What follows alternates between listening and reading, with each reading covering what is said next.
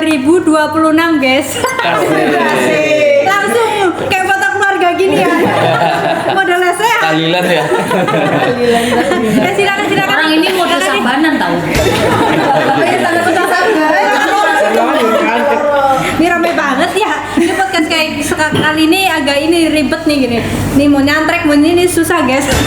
Tapi pada kesempatan kali ini kita mau podcast membahas suatu hal yang sangat spesial karena banyak sekali kegiatan PMI dari kemarin di awal sampai hari ini, dan tentunya isu yang mau kita angkat bahwa salah satunya kami baru selesai menugaskan untuk teman-teman relawan PMI Kebumen dalam masa tanggap darurat di Aceh dan Sumatera, dan ini dia teman-teman dan muka-mukanya yang paling ganteng dan cantik guys. Asik. Tunjukkan kegantenganmu. Tunjukkan kecantikanmu.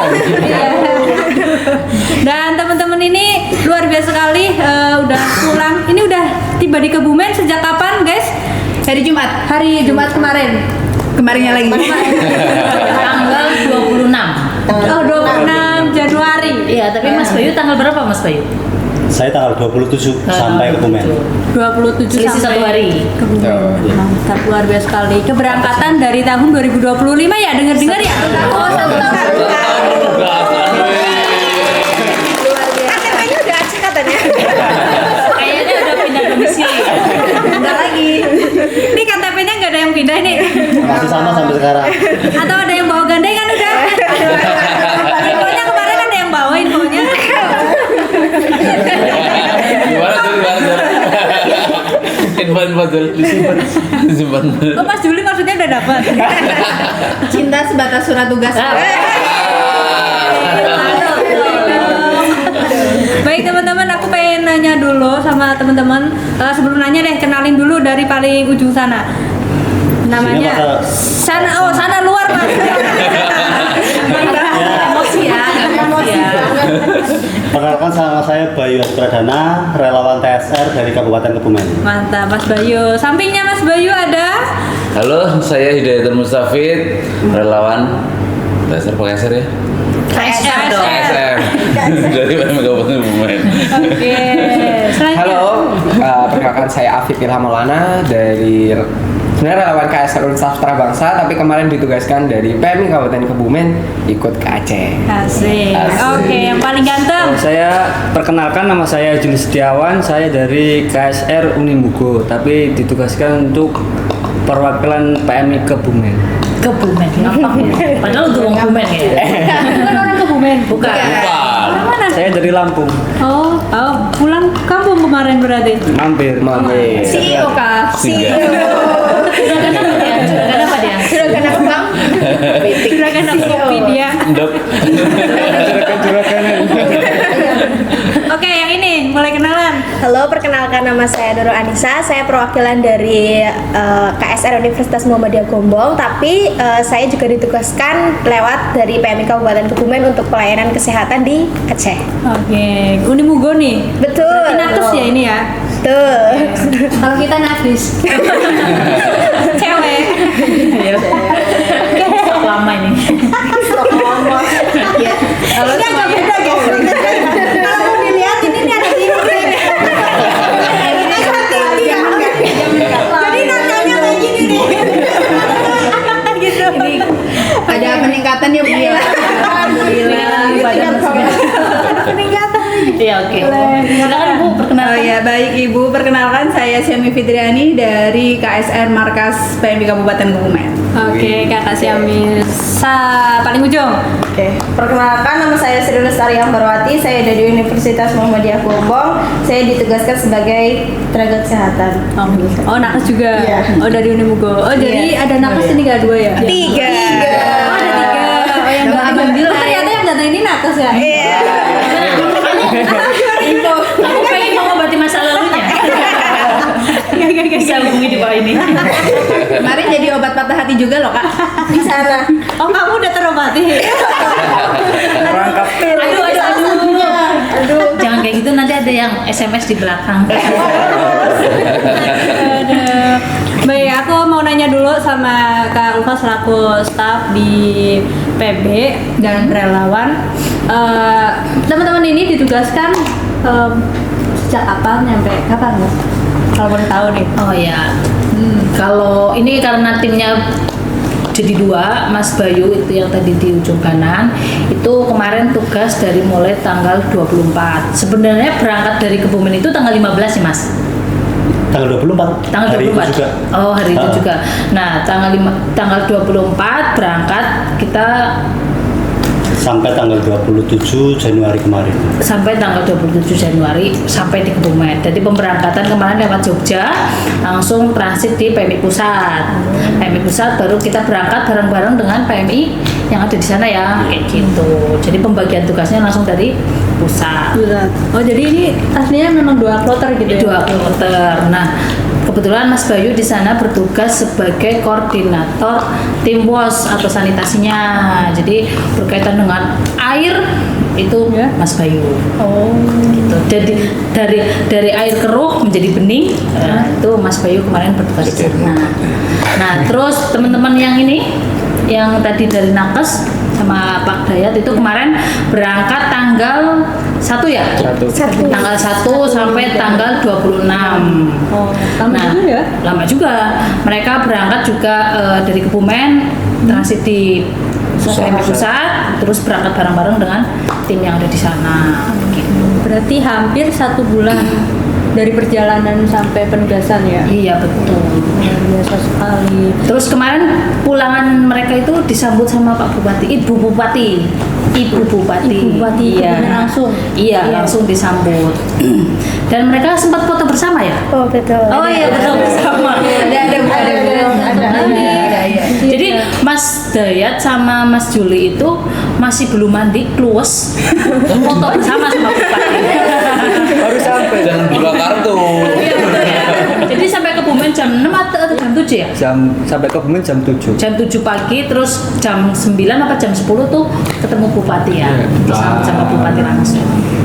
Luar biasa sekali guys. Oke, baik. Pertanyaan selanjutnya masih buat kamu Kak. Teman-teman ini udah diberangkatkan dari hampir 1 bulan ini dan mereka sudah 2 kloter gitu ya. Dan SDM ini yang kita kirim dari PMI Kebumen untuk ditugaskan di Aceh maupun Sumatera. Apa sih yang hal mendasar untuk akhirnya PMI Kabupaten Kebumen mengirimkan SDM ke sana? Oh ya, jadi memang dengan kejadian banjir di Aceh atau Sumatera ya, itu menggugah kita untuk membantu di sana, menyalurkan tangannya.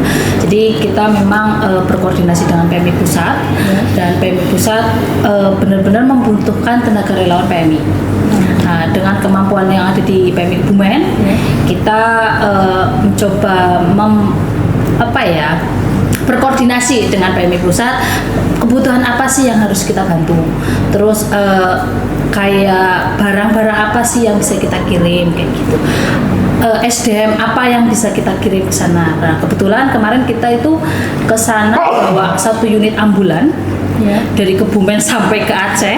Ambulannya digotong seban bane dan sebarang-barang bantuannya kita bawa ke Aceh dengan personil 1, 2, 3, 4, 5, 6 personil dan kebetulan Mas Dayat drivernya full sendiri, tidak ada ganti dari Aceh ke Kebumen, dari Kebumen ke Aceh. Nah itu Mas Dayat full. Boyok aman Pak, boyok Pak. Bayang Tenang, nggak sih? kita bawa koyo. Koyoknya banyak tadi Pulang langsung pijet. Service. Ya, jadi kemarin kita itu bawa 1 paket tim kesehatan, udah ada drivernya, udah ada ambulannya, dan petugas nakesnya. Ini benar-benar sudah tersertifikasi halal ya. Maksudnya sudah berlisensi kesehatannya, maksudnya punya ijazah yang benar-benar bisa dipertanggungjawabkan. Lengkap ya syaratnya Iya. juga. Ini ada Mbak Ambar, Mbak Nurul Anissa, sama Mas Juli. Itu dari tim kesehatan. Terus ini di samping saya dan Mas Ilham atau Mas Afid? Afid. Oh, Mas Afid. Itu kebetulan membantu di bidang ini sport program terkait dengan psikologinya. Jadi kalau kita sebut itu PSS ya. atau PSP. Nah, itu. Jadi membantu untuk pemulihan kembali di salahnya trauma healing gitu loh. Jadi kita membantu di sana. Nanti berkaitan dengan ceritanya di sana seperti apa, bisa sama teman-teman. Jadi intinya mereka itu terbagi dari ada yang PSP, ada nakes, ada WOS, Tim bos atau sanitasi. driver.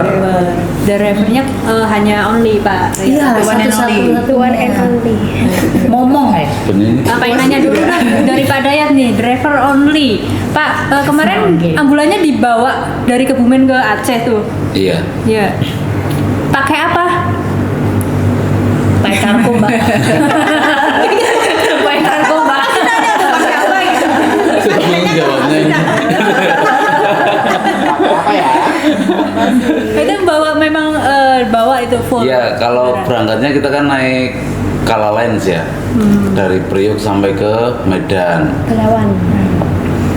Pesawat. Belawan. Ambulan pesawat itu. Pelabuhan Belawan Medan. Nah, dari Medan kita darat lagi sampai ke Aceh Tamiang. Oh, jadi ada 2 jalur yang ditempuh, darat Iya. dan laut. Dari sini OTW darat sampai Jakarta. Sampai Jakarta, Jakarta Belawan pakai kapal kemanusiaan. Terus Betul. lanjut darat. lagi. Oke, itu perjalanan dari Kebumen sampai benar-benar lokasi berapa hari, Pak? Sampai lokasi kurang lebih kemarin 7 hari ya. Seminggu. 7 hari, 7 hari 7 malam. Iya. Iya. 7 hari. Masa sih Kayak semedi nggak sih? Aja tahu kita bilang. Apa di kapal? Sama kayak gini. Sampai jamur juga Pak. Pak, kalau ambulan naik kapal, kamu drivernya masih di ambulan apa di kapal, Pak? Dua-duanya. Karena ambulannya naik kapal. Karena ambulannya naik kapal. Ya kapalnya tetap di jok ambulan. Enggak, kita turun di oke. tempat penginapannya kan ada. Oke, jadi teman-teman kemarin memang menempuh perjalanan itu darat dan laut semuanya Darat ya? dan laut. Kalau berangkatnya kita darat laut. Darat. Oke, kalau pulang Kalau pulang Jadi darat laut. darat laut. Dia masa mobilnya dimasukin di pesawat. Ini agak aneh emang ya. 2026 ya. Coba sehat nggak sih? Betul. Coba diperiksa Jul.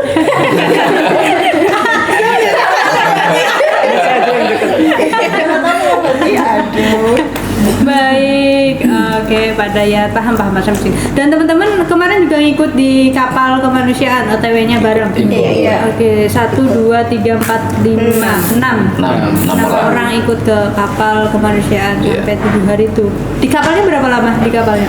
4 hari. 4 hari 3 malam. 4 hari 3 malam. Oke. Bahkan kita di kapal pun main bola loh. Iya, Kapal main bola. luasnya. Saking luasnya. Saking luasnya. Bukan saking luasnya, saking gedenya kapalnya. Saking gedenya kapalnya. Iya kak. Kita bertemu banyak relawan-relawan dari organisasi lain. Iya. Mulai dari Sabang sampai Merauke ya. Iya, betul.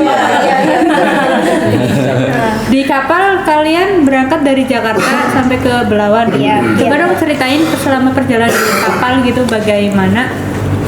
Ada yang pengen cerita nggak? Ayo. Monggo Mas Hafid atau Mbak Anissa ya. Itu aja Pak. Iya. Gimana Cin? Muda-muda aja. Oke, di kapal, di dalam kapal karena luas banget ya kapalnya. Kita pagi hari kita olahraga bareng di sana. Di atas di dek kapal Dek apa ya? kapal. Jadi bagian atas kita olahraga bareng sama seluruh relawan. Terus ada juga yang ikut di dapur umumnya ya. Iya, ada yang ikut dapur masak umum. juga ini mbak-mbak ini. Tukang icip-icip. Iya, Kita tukang icip-icip aja Orang saja yang ya. nasi ya. Orang yang bikin nasi ya. Karena menu ada. Jadi mungkin selain dia punya skill driver, juga dia bisa nanak nasi di kapal. Skill nanak nasi. Ada. Kadang ya. Jadi kita bikin ini resto sendiri. Ki ada kapal mau pakai Magico mau pakai apa sih? Ya kali Magico. Pakai Nanya nih, ini serius nanya nih. Serius nanya. Baik kompor lah. Yang besar apa? Kompor. Panci besar. Sorry, Bisa. Magicom itu bukannya merek ya? Bukan. Magicom kayaknya merek. Magic jar gitu sih. Rice cooker. Nanti takutnya ada yang sponsor. Jadi kegiatannya gitu, dapur Iya. umum juga gitu. Selama 3 hari 4 malam gitu. Iya. Karena di kapal memang ada juru masaknya yang memang nanti waktu di Aceh itu mau ditugaskan untuk menjadi DU. Jadi memang kita untuk makanan selama di kapal aman. Kembali ada Iya. tim spesialisasi. Spesialisasi dapur umum. Terus di kapal tuh kayak gini gak sih? Kalau kapal kayak gitu tuh Kalau malam datar aja sih ternyata gitu. kalau malam baru karena terasa. anginnya mungkin ya. Nah, dan Jadi kok ombang-ambing. iya. Kapal laut apa kapal selam? Kapal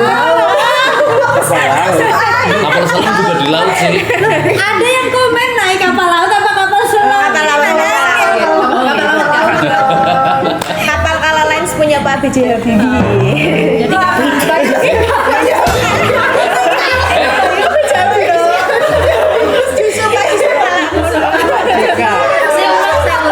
Saya ulang. Ya, jadi kemarin itu teman-teman berangkat ke sana pakai kapal kemanusiaan. Punya Pak Ketua Umum PMI.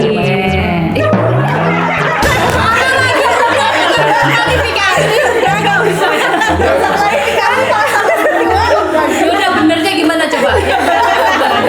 Coba benernya gimana? Kamu yang paling benar, Fit. Kamu paling benar, Fit.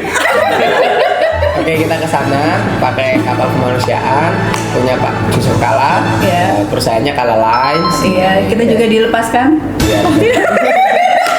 Bahkan di laut maksudnya pelepasan Betul. Gitu. Ini kayaknya banyak bercandanya karena masih ke bawah di sana kayaknya. Baik. Jadi teman-teman tadi aku udah nanya driver, ada WOS, pengen tahu dong di WOS gitu. Pak Bayu ini full di WOS, full di WOS. Ya, jadi saya berangkat dari tanggal 24 di sana sebagai koordinator layanan WOS full sampai tanggal 27 Januari kemarin.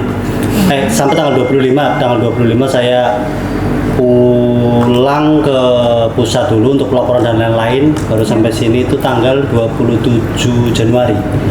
Jadi selama di sana ya full di bagian WOS, sanitasi dan produksi air bersih. Karena kan kemarin saya diberangkatkan itu membersamai water treatment yang PMI Kabupaten Kebumen punya. Jadi diberangkatkan alat dan saya sebagai operatornya seperti itu di sana. Ceritanya gimana Mas soal penugasan di sana tuh di WOS, penanganan di air di sana bagaimana gitu?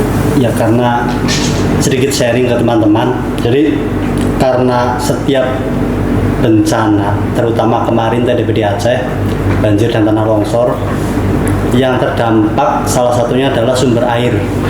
Dan saya juga baru tahu ternyata ketika di Aceh sana, saya di sana di lokasi di Kabupaten Biren. Tapi hampir sebagian besar Aceh sumber air di sana adalah mengandalkan PDAM. Ketika sumber air PDAM itu rusak, putus, maka sumber air bersih di sana itu hampir hilang. Jadi makanya tidak cuma dari Kabupaten Kebumen, juga diberangkatkan dari kabupaten lain atau kota lain. Mereka yang memiliki alat water treatment itu diberangkatkan untuk fokus produksi air bersih, kemudian didistribusikan untuk keperluan masyarakat terdampak banjir dan tanah longsor ini. Jadi di sana memang sangat diperlukan air bersih untuk kehidupan sehari-hari mereka, seperti itu.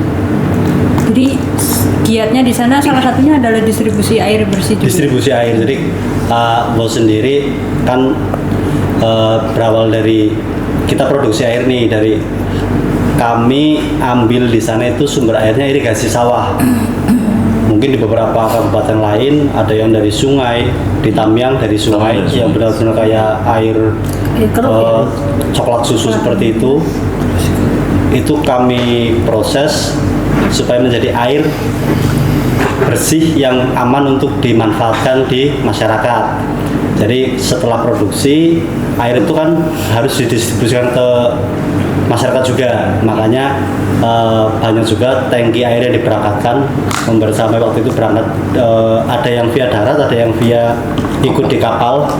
Jadi setelah kami produksi, kami distribusikan ke masyarakat terdampak seperti itu. Itu tiap hari Tiap hari. air memang sangat dibutuhkan itu ya, Mas? Yang pada dasarnya kan air salah satu sumber pokok ya buat menunjang kehidupan kita ya. Mungkin kita sama-sama tahu di media sosial bagaimana kondisi di Tamiang.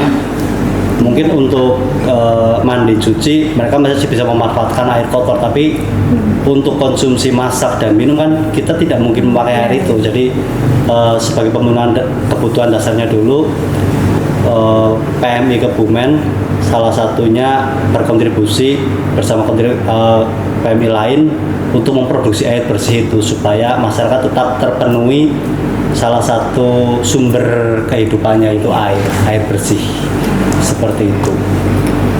Jadi tugasnya beliau adalah mengubah air keruh di susu menjadi air bening. Cosplay bobo. Kalau dibayangin susah ya, kok bisa ya air keruh jadi air bening Ya, ya, gimana gitu. tuh alatnya berarti secanggih itu dong. Ya, Gitu ya. hanya Mas Bayu yang bisa melakukan. Apa kamu aslinya pesulap nih gitu? Ilmu bang, ilmu mandali air. Avatar ya. Memang kan Mandala.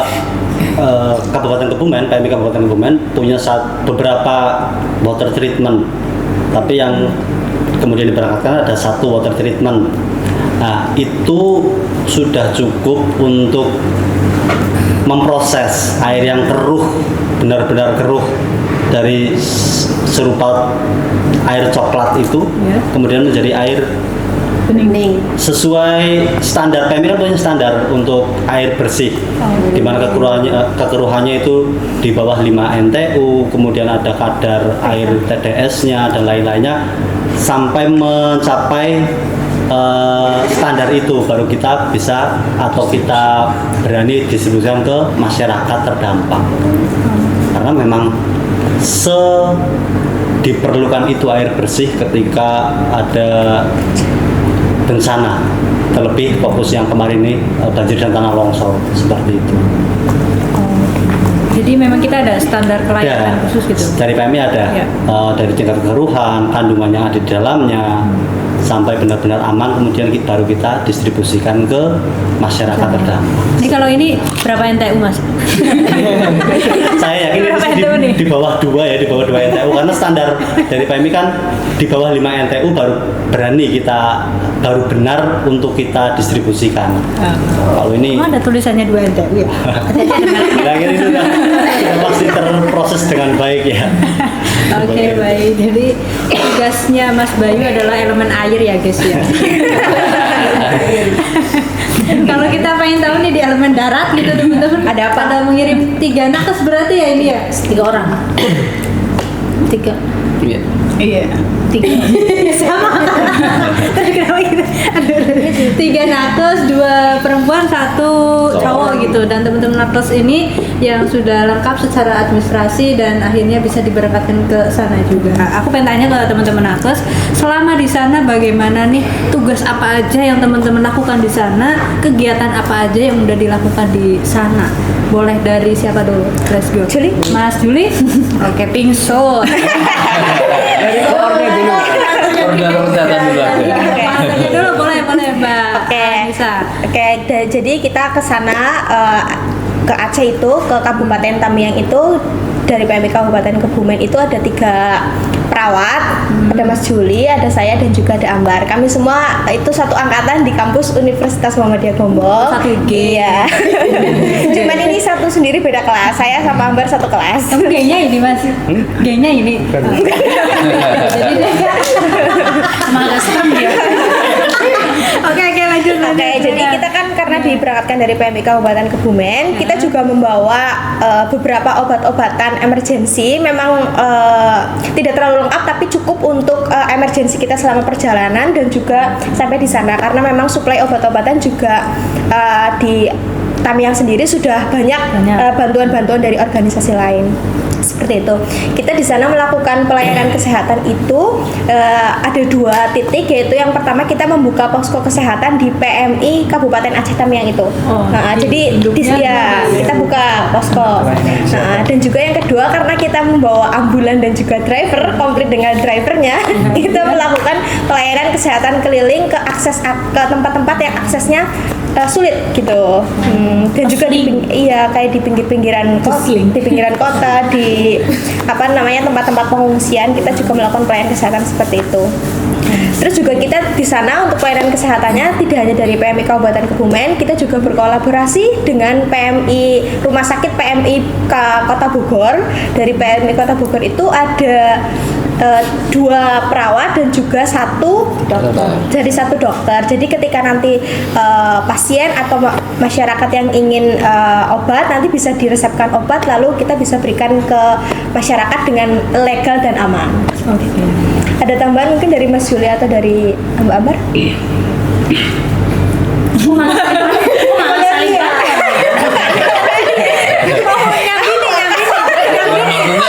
buat saja gimana?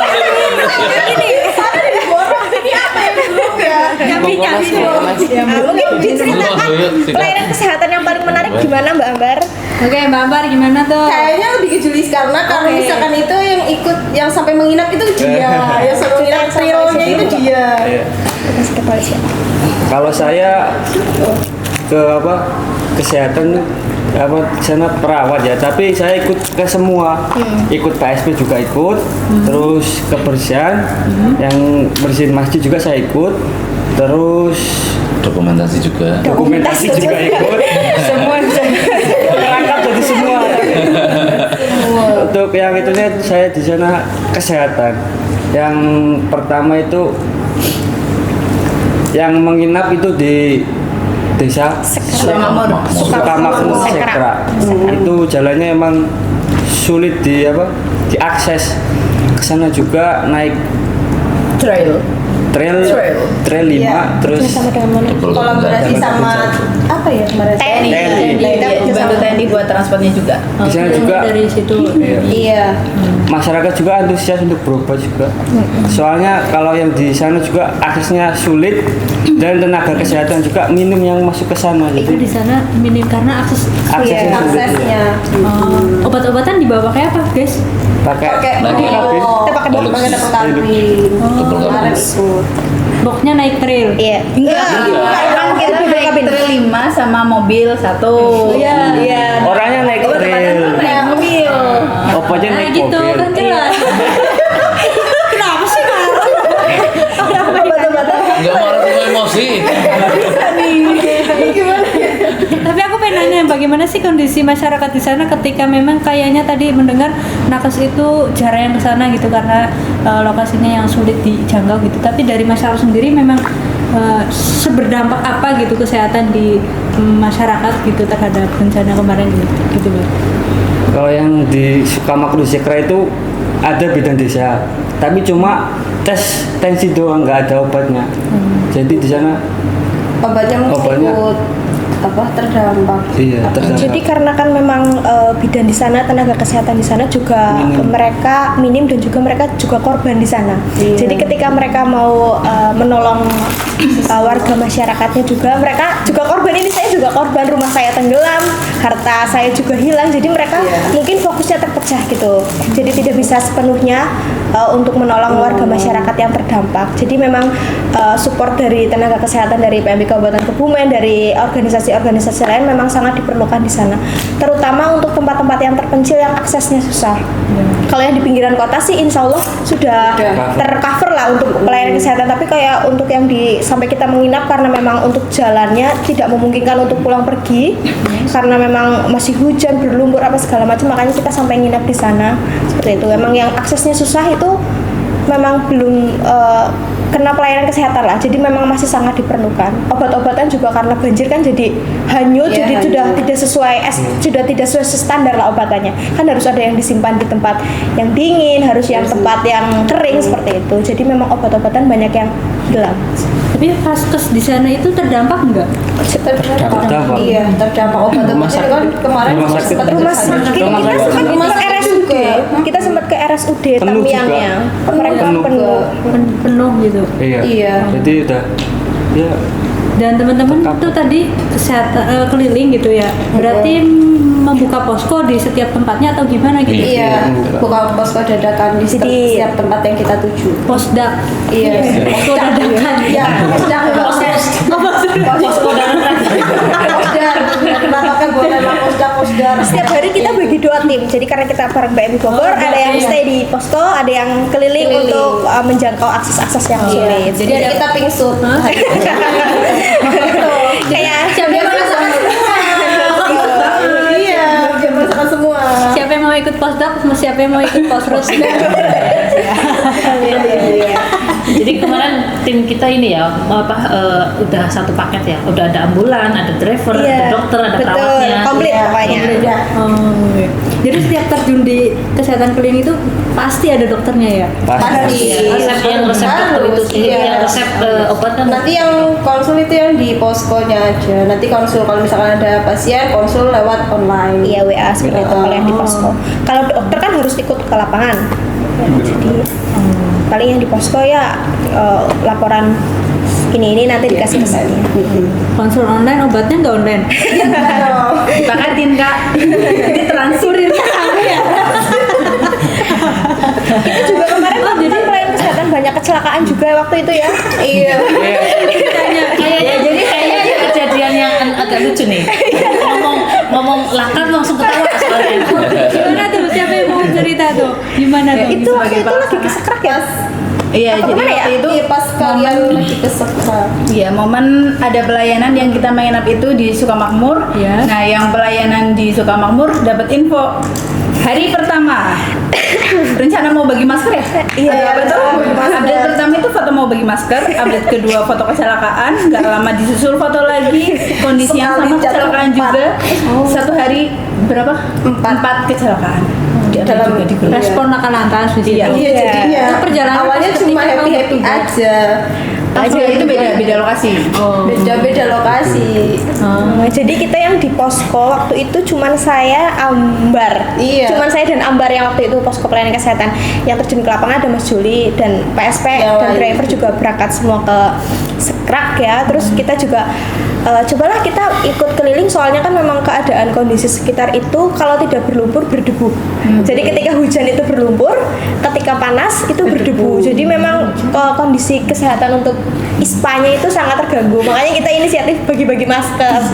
Ketika bagi-bagi masker itu karena memang jalannya benar-benar tidak bisa terlihat. Kayak terbatas itu harus ilmu biar bisa lihat.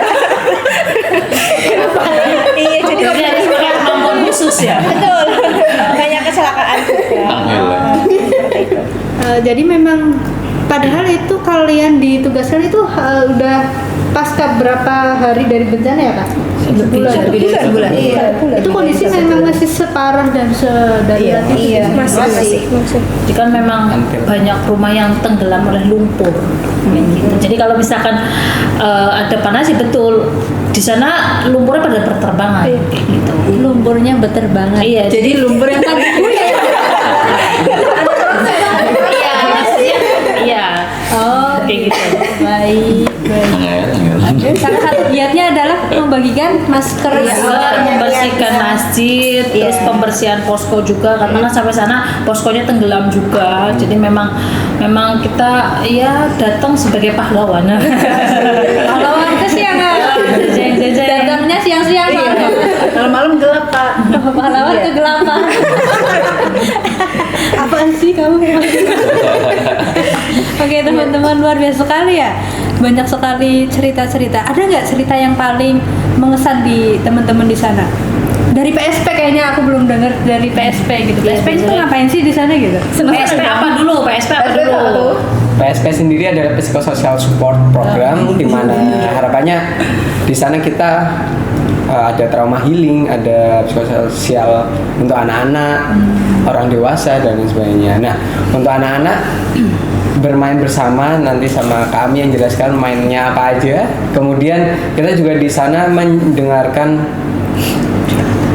curhatan. Kalau curhatan itu gimana ya?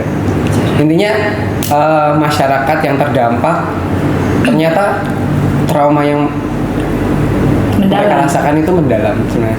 Nah itu kita dengarkan dan kita tanyakan juga dari mereka kebutuhannya apa di masyarakat sekitar. Kita juga ada asesmen singkat ketika mau terjun ke lapangan, kita melaksanakan asesmen apa aja kebutuhan yang benar-benar masyarakat butuhkan, dan nanti bisa disalurkan layanan yang turun itu sesuai dengan kebutuhan dari masyarakat. Nah, kalau untuk mainnya seru-seruannya apa saja Kak Ami di sana? Seru-seruan. Di sana kita yang kelihatan di sosial media kan udah ada beberapa itu di posting juga ya di sosial medianya PMI. Kita main bareng anak-anak, terus kita juga bikin gelang ya. Kita juga bikin gelang. Itu nggak cuma sama anak-anak, sama orang tua juga itu. Nah, melalui permainan itu sebenarnya kita ada pendekatan juga biar mereka bisa curhat, bisa cerita gitu sambil bikin gelang sambil ngobrol juga gitu. Nah, tapi yang cukup berkesan ya di aku, jadi pas di mana Sukamakmur. Kenapa tuh? Pas di Sukamakmur perjalanan aksesnya yang udah luar biasa banget. Nah, sampai di sana kita dapat tempat yang nyaman. Karena udah selang 1 bulan dan itu udah dirapikan juga ya tempat-tempatnya. Nah itu aku menginap di salah satu rumah warga, yaitu ada anak seusia SMA, dia usianya SMA, jadi ya masih senang-senangnya bercerita. Nah nginep sampai malam, cerita banyak banget. Dan sambil cerita kita sambil lihat rumahnya ya, masih kelihatan bekas batas terakhir air di situ. Itu sebatas atap. Bener-bener gendeng. Enggak atapnya kalau di sana enggak gendeng, seng. Iya, Sampai seng. Sampai seng. Iya, jadi cerita dari mereka tuh di tempat itu memang udah sering banjir. Jadi mereka kalau misal ada air naik udah siap-siap. Jadi air naik pertama mereka udah siap-siap, taruhlah barang di atas. Di atas itu ada kayak loteng atau apa itu. Nah barang-barang udah disiapin di atas. Nah pikir mereka waktu itu ya kayak banjir biasa. Nah, terus makin lama makin naik terus sampai barang-barang di atas pun kelelep. Jadi mereka evakuasi karena ada tempat yang tinggi cuma sekali. Nah, di lain cerita ada yang evakuasi sampai 5 kali. Karena naik terus airnya. Naik terus. Nah, di situ seru banget kelihatan. Oh, iya, rumahnya masih kayu ya. Kayu kan warnanya coklat, jadi ada gradasi. Ada gradasinya bener-bener kelihatan. Oh, jadi kemarin sebatas itu ya.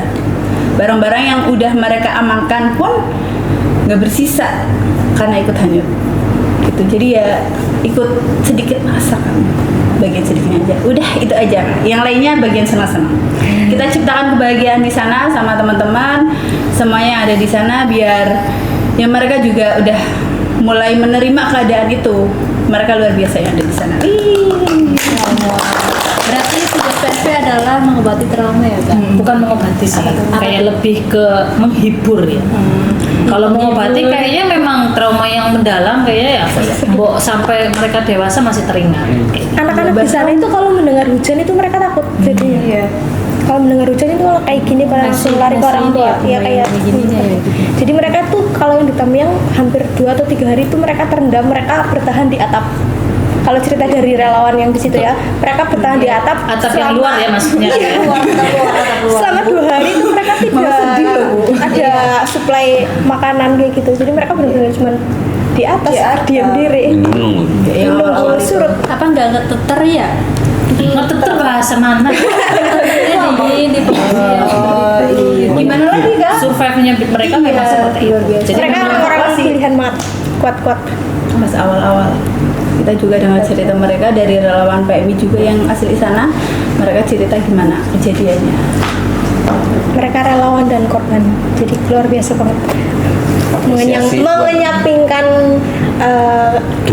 duka mereka untuk menolong orang lain. Apresiasi untuk relawan di PMI. Kalian hebat banget. aku pengen tahu dong, pasti kan teman-teman PSP atau PSS itu mendengarkan cerita atau curhat sampai netes air mata nggak? Enggak. Pada saat Saya itu ke enggak. toilet dulu ya. Beliau nangis.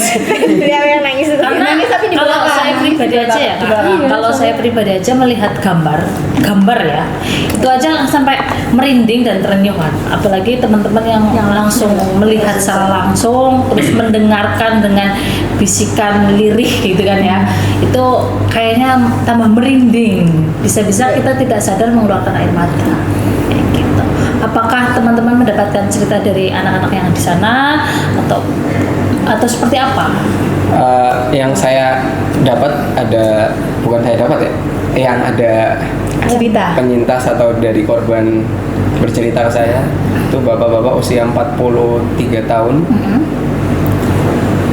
menyampaikan, Mas, saya trauma di rumahnya, kondisinya kayak gini, kemudian evakuasinya, terus itu hampir 1 jam saya ngobrol sama bapak itu. Ketika saya mau geser ada tugas lain, saya masih dipanggil lagi, masih dilanjutkan ceritanya. Dari situ peran kita dari tim PSP ya mendengarkan dari beliau. Jujur sedih, trauma yang mereka rasakan itu sangat luar biasa sekali. Saya nggak bisa meneteskan air mata di situ. Nggak bisa netes ya, profesional. Profesional netes dulu. Mas, saya yang ngalamin, masa kamu yang nangis?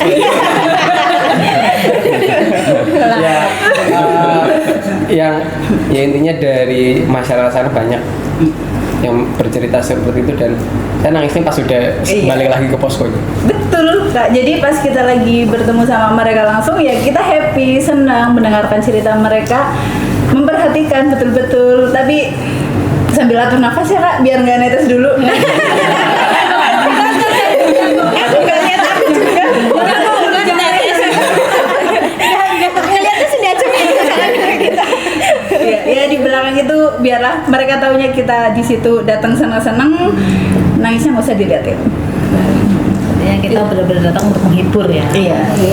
Tapi terakhir satu anak pas kita mau pamitan pulang, ada yang Iya, sampai iya, mau meneteskan air mata. Sedih ya? Kak, yuk main lagi, lanjutkan main gerobak sodor. Nah itu kita bermain bersama mereka belum pernah bermain gerobak sodor, kita ajak bermain bersama. Ternyata mereka senang main baru. Kan nanti main lagi ya. Dan dari situ itu terenyuhnya ya karena kita harus geser ke tempat-tempat lain lagi. Jadi mobile juga ya PSP itu. Mobile juga. Karena pelayanan juga kan kita bareng, satu pelayanan, satu lokasi biasanya nggak cuma dari kesehatan tapi PSP juga misal ada bantuan logistik dari Tamiang, kita bantu distribusi gitu. Aku pengen dengar cerita bahagia-bahagianya dong. Ada yang bahagia nggak selama di sana gitu? Nemuin makanan apa gitu? Kangen sempol tiba-tiba ada gitu kan? Gitu. Ada yang cerita bahagia nggak ada? Di sana Mas Bayu bahagianya.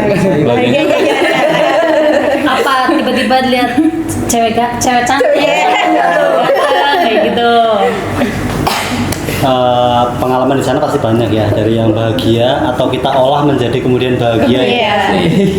Sebagai yang cowok-cowok mungkin kalau di sana pada suka ngopi, pasti di sana surganya kopi. Ya, Itu pasti Itu kopi ya? terkait. Kalau saya pribadi, saya bisa merasakan ini bahagia itu ketika saya datang bawa air, lihat anak-anak kecil 2-3-4 tahun, mereka bawa yang bisa mereka bawa, entah botol kecil, entah ember kecil, cuma buat menampung air.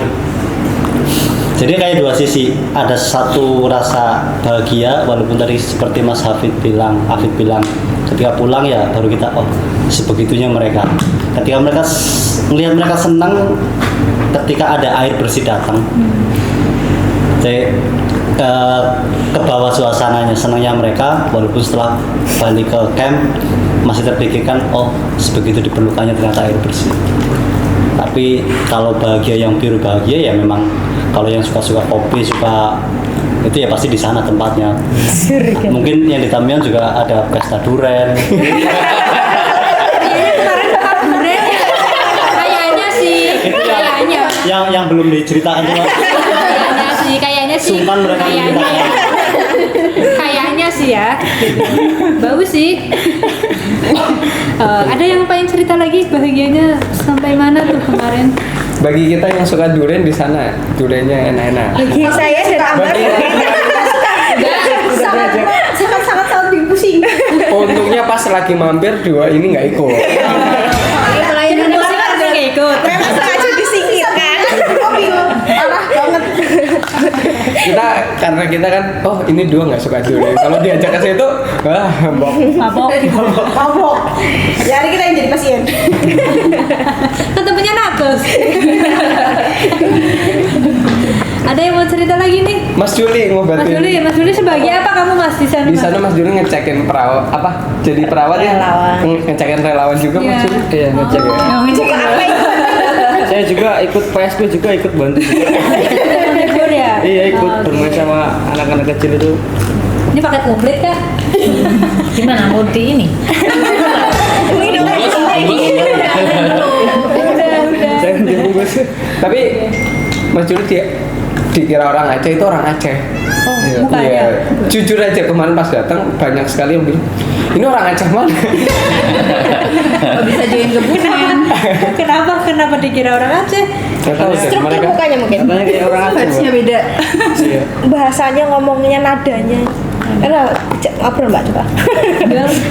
Oh iya, ada satu kalimat yang dari sana apa? Satu kata yang Yang terbaik. tadi yang omo apa? Enak kalimat. Oke, baik. Luar biasa sekali ya teman-teman ya ceritanya gitu. Terakhir aku pengen nanya apa hikmah yang bisa teman-teman ambil dari selama penugasan hampir 1 bulan ini di Aceh dan Sumatera. Let's go. Pak. Dari sana kayaknya tuh Mulai kan Oke, Pak. Mulai kanan. Sekarang dari kiri. Hikmahnya apa nih yang kamu bisa ambil? Hikmahnya bersyukur sih Bersyukur. Ya. Karena kan memang di sana kan bencana tuh habis itu kayak apa ya? Ya seperti yang tadi disampaikan sama Mas Bayu, sesuatu yang terlihat kayak misal air putih ini kan kelihatan sepele tapi ternyata sama mereka tuh sangat dibutuhkan. Jangan kita kayak ya udah segini udah gitu loh, gampang. Jangan mereka itu harus menunggu dan mencari. Kalau dari aku itu sih. Kita yang masih banyak air perlu disyukuri gitu ya. Iya. Kakak Syami apa hikmah yang pengen kamu ambil selama penugasan di sana? Yang benar-benar puasa itu kekuatan mereka. Iya, yang kayak aku merasa aku udah jadi Superman nih. Ternyata mereka adalah supernya Superman. Superhero. Iya. Gitu. Tapi ternyata memang teman-teman di sana sekuat itu ya. Sekuat itu menghadapi, karena pas kita ke sana udah serang sebulan aja kondisinya begitu ya. Iya. Gimana pas lagi kejadian? Dari anak Itu kita kuat kayak. Nah, iya maka dari itu. Kita kok Kakak ada hikmah kah? Saya banyak sekali belajar dari teman-teman yang berangkat karena apa ya? Saya aja pengen berangkat gitu, pengen membantu teman-teman yang benar-benar butuh kita gitu. Jadi Rio ya nggak bisa dikata-kata. Iya, maksudnya udahlah berangkatnya. Kalau dari Anissa apa hikmah yang kamu bisa petik? Oke, kalau hikmah yang bisa saya petik, saya belajar banyak ya dari relawan, dari warga masyarakat Aceh. Di sana mereka itu sangat menjunjung tinggi nilai balas budi. Jadi sebenarnya kita misalnya datang ke sana itu kita tidak bawa apa-apa, kita cuma duduk sampai mereka itu udah seneng. Oh ternyata masih ada yang peduli sama saya. Kita cuma datang kayak gini, mereka sebenarnya itu sudah senang tanpa kita bawa logistik, tanpa kita melakukan pelayanan. Kita cuma duduk mendengarkan, mereka itu sudah merasa senang. Ada yang peduli gitu, jauh-jauh dari Jawa datang ke Aceh untuk membantu, itu mereka sudah sangat senang. Mereka juga sangat balas budi. Kita datang pelayanan kesehatan atau PSP sangat disambut oleh warga sana, yaitu kayak kemarin waktu di Sekrak itu yang di disediakan tempat yang layak, kita dimasakin bareng-bareng sama warganya. Jadi sebalas budi itu orang-orang Aceh. Mereka sangat menghargai effort yang sudah kita berikan. Itu yang saya sering banyak belajar. Padahal mereka kekurangan, tapi mereka sebisa mungkin tetap berbagi kepada kita. Kakak Juli. Kalau saya walaupun sana minim keterbatasan tapi tetap masih ramah tamah, terus welcome juga terhadap relawan. Terus ya intinya kita jangan lupa bersyukur aja sih. Soalnya di sana kan mandi juga pakai airnya yang keruh, terus makan juga itu dari dapur umum biasanya kurang juga lah, kurang layak juga. Nah dari situ kita bisa belajar untuk lebih baik bersyukur, lebih banyak gitu. Kalau Pak Dayat, Kelewatan.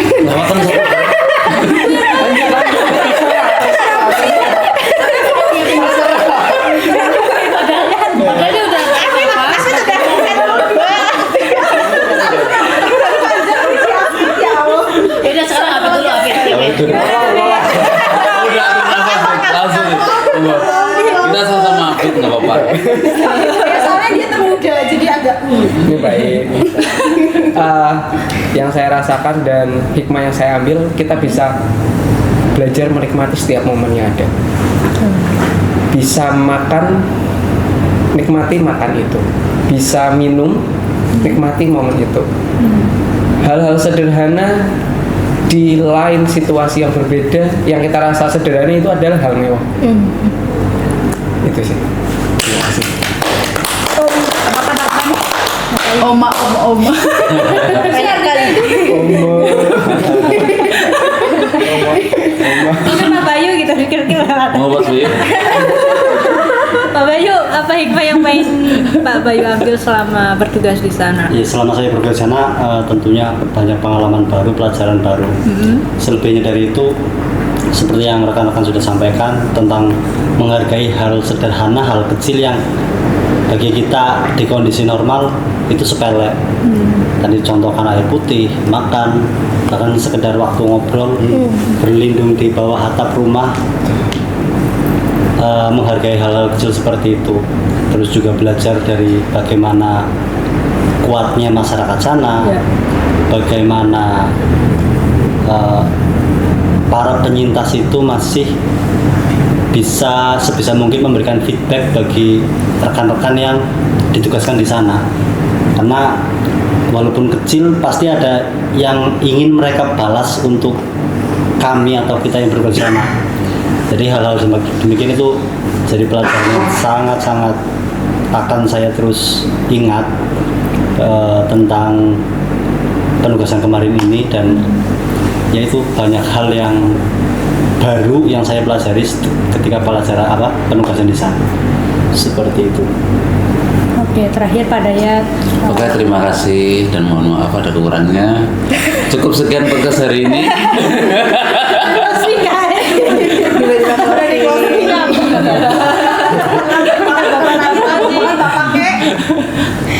Apa Pak Dayat yang bisa diambil selama di sana, Pak? Ya, banyak bersyukur untuk kondisi kita di kondisi normal saat ini. Terus jauh di dekat bersyukur. Syukur kan? Lebih banyak bersyukur, ya banyak lebih bertaat ibadah. Soalnya kita di sana melihat sedang kondisi seperti itu, mereka pun masih bukan bantuan atau apa, dia meminta ikro. ya, bukan Al-Quran, kemarin sempat ada yang live. Sajadah. Iya. Di situ rasa kita tercambuk untuk lebih giat beribadah. Luar biasa sekali teman-teman ternyata ya Kak. Sebenarnya sedih ya kalau mau diceritakan lebih ini. Nangisnya kan nanti setelah podcast. Yang kelihatan sekarang senang-senangnya dulu Iya. aja. Teman-teman luar biasa sekali sudah bertugas selama di sana hampir 1 bulan dan sudah semaksimal mungkin mengerahkan tenaga, pikiran, rasa juga gitu untuk bisa membantu sesama di sana. Aplaus dong buat teman-teman semua. Keren banget. Terima kasih sudah membawa nama baik PMI Kabupaten Kebumen, sudah memberikan cerita yang positif untuk kita di sini. Jadi kesimpulannya kita bisa lebih bersyukur. Ternyata overload jam kalian bergerak banyak yang terbantu di sana. Gitu. Soalnya matanya masih sembab kan. Jadi luar biasa sekali. Kakak Ulfa ada pesan terakhir? Kalau saya sih perwakilan dari masyarakat Kebumen mungkin. Jadi kita salah satu perwakilan yang bisa membantu. Jadi karena tidak semua relawan yang ada di Kebumen itu bisa berangkat ke sana. Jadi memang kita hanya bisa memberangkatkan dengan keahlian yang mereka punya, dengan kebutuhan yang di sana. Kita sudah sangat terwakili dengan tugas-tugas mereka yang di sana. Luar biasa sekali teman-teman. Terima kasih ya ceritanya dan sudah mampir di PMI Kebumen Podcast kali ini. Kita lanjut besok lagi part 2 ya. Kalau orang part 2, Kalau Terima kasih untuk cerita hari ini. Kita tutup dengan PMI Kebumen, keren banget gitu ya. Terima kasih teman-teman. Inilah cerita dari Aceh untuk sesama dan dari Kebumen untuk sesama. Kita tutup podcast kali ini. PMI Kebumen